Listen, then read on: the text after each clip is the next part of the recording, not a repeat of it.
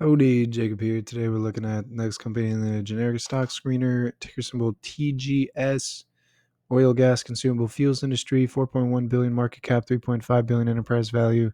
Been around since 1992 out of Buenos Aires, Argentina. They engage in transportation of natural gases. Okay. Their growth in revenue has been pretty impressive, but is down immensely from 2021. But I guess they're still lower than what they were pre-COVID. So huge declines in revenue here, huge hits in margins on the gross and operating side.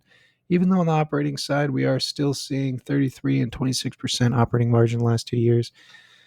Their earnings per share down quite a bit.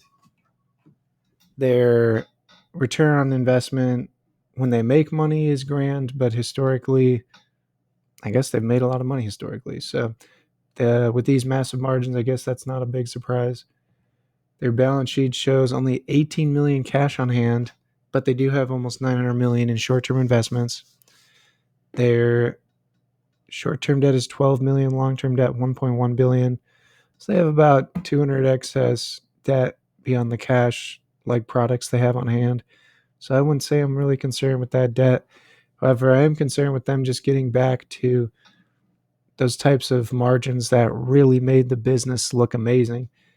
And with revenue declining as much as it has too, this just isn't looking very pretty. So I think I'm ready to make some assumptions. I don't want to dig too much farther into it. I don't need to.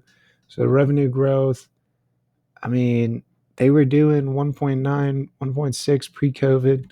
So I don't know why they couldn't get back to that. Maybe 14p makes sense to me. This is just a lot of change. I want extra margin of safety here.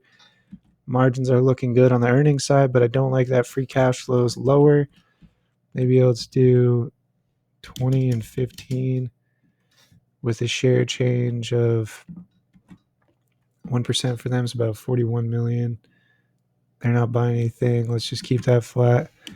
So, to me, we're just nowhere near there. Maybe there's something I'm missing here, but this change from 5.2 billion in revenue to 1.2 billion is something that I would need to understand. And for right now, based on what I'm seeing, I thought I was even being a little bit generous with some of these assumptions.